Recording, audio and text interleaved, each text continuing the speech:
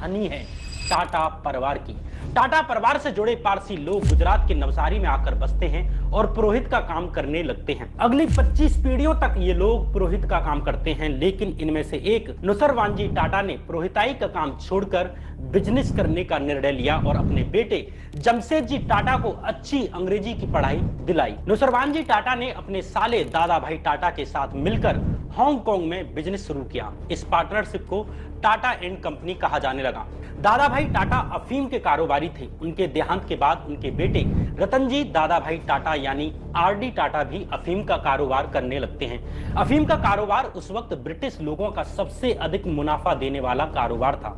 दरअसल ब्रिटिशर्स चाय का व्यापार करते थे और चाय का सबसे बड़ा प्रोड्यूसर चीन था, इसलिए चीन से चाय खरीदने के लिए ब्रिटिशर्स को करोड़ों पाउंड खर्च करने पड़ते थे। चाय की डिमांड भी बहुत अधिक थी और मुनाफा भी बहुत अधिक था, लेकिन एक दिक्कत थी, ब्रिटिशर्स के पास उतना सोना या चांदी नहीं था कि वो चाय खरीदने के लिए इसे चीन को दे पाएं। इसलिए ब्रिटिशर्स ने ऐसी चीज को ढूंढना शुरू कर दिया जिसकी चीन को जरूरत हो और जिसके बदले में उन्हें चाय मिल सके, और आखिर में अफीम पर बात बन जाती है। अब अंग्रेजों ने चीन को चाय के बदले में अफीम देना शुरू कर दिया। धीरे धीरे चीन की जनता को अफीम की लत लगने लगती है। चीन के राजा ने अफीम को बैन कर दिया, लेकिन इसके बाद भी ब्रिटिश कारोबारी अवैध तरीके से अफीम को चीन में स्मगल करने लगते हैं। अफीम को लेकर चीन और ब्रिटिश के बीच लड़ाइयां शुरू हो जाती है। अंततः ब्रिटिश लोगों ने चीन को हराकर जबरदस्ती चीन से यह अधिकार ले लिया कि वो चीन में कुछ भी बेच सकते हैं। इस तरह चीन में हांगकांग के रास्ते से अफीम जाने लगती है। वहीं टाटाज अफीम का बिजनेस ओपियम वॉर्स के बीच में भी करते रहे और उसके बाद भी करते रहे। उन दिनों हांगकांग एक ब्रिटिश कॉलोनी हुआ करती थी, लेकिन हांगकांग के शासक ने अफीम के कारोबार को बंद करने की कोशिश की। इस पर आरडी टाटा ने बाकी लोगों के साथ मिलकर ब्रिटिश सरकार से इस मामले में दखल देने के लिए अपील की। इस तरह हांगकांग से अफीम का बिजनेस चलता रहा। इस बीच टाटाज बाकी बिजनेस में भी हाथ आजमाने की कोशिश करते हैं। वो यूरोप में कॉटन, चीन में अफीम और इंडिया में इलायची, चाय, सोना और कपड़े इंपोर्ट करने लगे।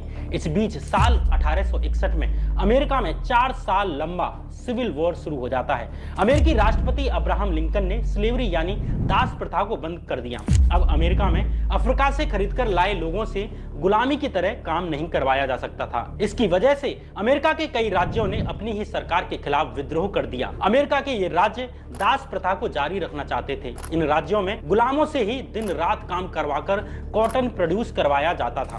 फिर ये कॉटन इंग्लैंड की फैक्ट्रियों में आता था। यहाँ से रेडीमेड कपड़े के रूप में पूरी दुनिया में जाता था। इससे अमेरिका और ब्रिटेन दोनों ही देशों के व्यापारी लाभ उठाते थे। लेकिन अब्राहम लिंकन अमेरिका में गुलामी पर रोक लगा देते हैं, गुलामों की खरीद फरोख्त पर रोक लगा देते हैं। अमेरिका में हुए इस गृह युद्ध की वजह से पूरी टेक्सटाइल इंडस्ट्री में डिसरप्शन आ जाता है। इसी अपॉर्चुनिटी का टाटाज ने फायदा उठाया। टाटाज ने अपने प्रोडक्ट्स के लिए करंट रेट से डबल चार्ज लेना शुरू कर दिया। इन्हीं दिनों टाटाज ने एशिया से बाहर एक्सपेंड करने के बारे में सोचा और लंदन में पहली ब्रांच खोलने के लिए जमशेदजी टाटा को भेजा गया। लेकिन अमेरिका के सिविल वॉर के खत्म होते ही अमेरिका फिर से इंग्लैंड को कॉटन सप्लाई करने लगता है। टाटाज की कंपनी लॉस में जाने लगती है। उनके इन्वेस्टर्स उनसे पैसा वापस मांगने लगते हैं। इन्वेस्टर्स से बहुत रिक्वेस्ट करने के बाद उन्हें पैसा चुकाने के लिए कुछ वक्त दिया गया। नुसरवानजी टाटा को अपना बंबई का मकान भी बेचना पड़ा और जैसे तैसे इन्वेस्टर्स के पैसे चुकाए। इस इंसिडेंट के बाद जमशेदजी टाटा ने इंग्लैंड में ही रुककर मैन्युफैक्चरिंग के बारे में सीखा। उन्हें रियलाइज हुआ कि वो अब तक सिर्फ कॉटन का ट्रेड कर रहे थे। अगर वो मैन्युफैक्चरिंग पर भी ध्यान दें तो अपनी कंपनी को भी बड़ा बना सकते हैं। इधर साल 1868 में पूर्वी अफ्रीका के देश अबिसिनिया के राजा ने ब्रिटिश एम्बेसडर और उनके स्टाफ को गिरफ्तार कर लिया। जब कुछ ब्रिटिश ऑफिशियल्स को इस मामले को सुलझाने के लिए भेजा गया तो उन्हें भी जेल में डाल दिया। ब्रिटिशर्स इस बात से नाराज हो जाते हैं कि एक छोटे से देश का राजा हमको आंख दिखा रहा है। ब्रिटिशर्स ने अबिसिनिया के राजा को सबक सिखाने के लिए 16,000 लोगों की एक फोर्स अबिसिनिया में भेज दी। लेकिन इतनी बड़ी आर्मी को खाना, ब्लैंकेट्स और बाकी चीजों की भी जरूरत थी।